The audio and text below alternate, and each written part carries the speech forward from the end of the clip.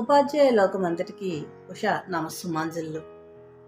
ఈరోజు నేను delta conduct చేసిన ఒక ఇంగ్లీష్ ఓరియంటేషన్ ప్రోగ్రామ్కి వెళ్ళాను. దాంట్లోని రవి గారిని, అతను ఎక్స్పర్ట్ మాట, అతను ఒక మంచి స్టోరీ చెప్పారు. నాకు చాలా బాగా నచ్చింది. ఆ స్టోరీ ఏంటి అంటే క్రిటికల్ థింకింగ్, క్వశ్చనింగ్, ఎలాగ ఒక క్రిటికల్ పొజిషన్ని మనం బయటపడవచ్చు అనే దాంట్లో ఆ స్టోరీ చాలా బాగుందన్నమాట. అది మీతో షేర్ చేసుకుందామని చెప్పేసి నేను ఈ వీడియో చేస్తున్నాను. అది ఏంటంటే, ఒక ముసలి అతను చెప్పుల షాప్కి వెళ్ళాడు. చెప్పుల షాప్కి వెళ్ళినప్పుడు చెప్పులు ఎంచుతున్నాడు అనమాట. చెప్పులు ఎంచుతూ ఉంటుంటే ఏమైంది, ఆ చెప్పులు సెట్ అనేది నచ్చింది. అది చూసేసరికి ఆ ముసలతని దగ్గర అమౌంట్ లేదు. అమౌంట్ లేకపోయేసరికి ఏం చేస్తాడు, ఆ అబ్బాయికి చెప్పాడనమాట, నాన్న మరి నా మనవడికి నేను చెప్పులు తీసుకెళ్ళాలి, లేకపోతే ఆడు ఏడుస్తాడు, నాకు ఇప్పుడు అమౌంట్ అనేది ఇంత లేదు, నేను రేపు పొద్దున్న తెచ్చిస్తాను అని అంటాడు. అయితే ఆ యంగ్ బాయ్ ఏం చేస్తాడో తెలుసా, ఒక సెట్ అనేది సర్దిస్తాడు. తీసుకెళ్ళండి తాతగారు, రేపైతే మాత్రం నాకు అమౌంట్ పట్టుకుని వచ్చేయండి, లేకపోతే మా నాన్నగారు అనేవారు నన్ను తిడతారు అని. ఓ తప్పకుండా అని చెప్పేసి ఆ చెప్పులు పట్టుకుని వెళ్తాడు. వెళ్ళేసరికి ఏమవుతుంది, మనవడు గబగబాని తాతయ్య తెచ్చిన చెప్పులను తీసి చూస్తాడు.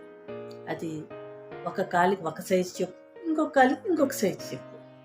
అయ్యో మనవడా, ఎంత పని అయిపోయింది, ఒక కాలుకి పెద్దది ఒక కాలుకి చిన్నది ఏంటంటే, ఏంటో తాత నువ్వెప్పుడూ ఇంతే అనేసి, సరేలే రేపు ఈ చెప్పులు మార్చేసి నీకు మంచి చెప్పులు తెస్తాను అనేసి అక్కడి నుంచి ఆ మరుసటి రోజు గబగబా షాప్కి వెళ్ళి ఆ యంగ్ బాయ్కి చెప్తాడనమాట, నాన్న నువ్వు డిఫరెంట్ సైజెస్ చెప్పులు అనేవి నాకు ఇచ్చావు, కాబట్టి నాకు సేమ్ సైజ్ చెప్పులు కావాలి అని అడుగుతాడు. అడిగేసరికి ఆ యంగ్ బాయ్ నవ్వుతూ, సరేనండి మీకు కావాల్సిన 7 నెంబర్ చెప్పులు అనేవి నేను ఇస్తానని చెప్పేసి ఇస్తాడు. అప్పుడు ఆ తాతగారు కూడా ఆ అమౌంట్ అనేది ఆ యంగ్ బాయ్కి ఇచ్చేస్తాడు. చూసారా, ఒక క్రిటికల్ సిచ్యువేషన్ని ఎంత తెలివిగా ఆ యంగ్ బాయ్ అనేవాడు ఫేస్ చేశాడు. ఇంకా అది అర్థమైందో లేదో మీకు ఒకసారి ఆలోచించండి. ఇన్కేస్ 2 సైజుల చెప్పులు రెండు చెప్పులు ఒకే సైజు ఇచ్చుంటే ఆ ముసలతను తిరిగి డబ్బులు తెస్తాడో లేదో. డిఫరెంట్ సైజెస్ కోరుండి ఆ యంగ్ బాయ్ అనేవాడు ప్యాక్ చేశాడు. సో డిఫరెంట్ సైజెస్ కాబట్టి తప్పకుండా మరుసటి రోజు వచ్చినప్పుడు డబ్బులు చెప్పులు పట్టుకొని వస్తాడు. సో ప్రాబ్లం సాల్వ్ కదా, ఎంత తెలివిగా చేశాడో చూసారా.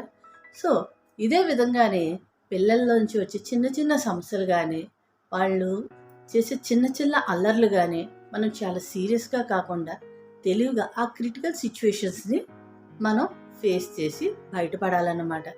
వాళ్ళని బయట పెట్టాలి. సో టీచర్ ఎప్పుడు కూడా వెరీ స్మార్ట్. టీచర్ అనేవాడు ఆ స్మార్ట్నెస్ ఉండడం వల్ల ఎటువంటి క్లాస్ రూమ్ సిచ్యువేషన్స్నైనా చాలా తెలివిగా బయటపెట్టగలడు. అంతేగాని నేను బయట పెట్టలేను, నా వల్ల కాదు, పిల్లలు మారిపోయారు, పిల్లలతోని నేను ఫేస్ చేయలేకపోతున్నాను, ఇలాంటివన్నీ కూడా ఏమీ తెలియని ఒక టీచరో లేకపోతే ఒక సామాన్యుడో మాట్లాడిన మాటలవి. మనం టీచర్స్ని, నేషనల్ బిల్డర్స్ని. సో మన నోట ఎప్పుడు కూడా అలాంటి మాటలు రాకూడదు.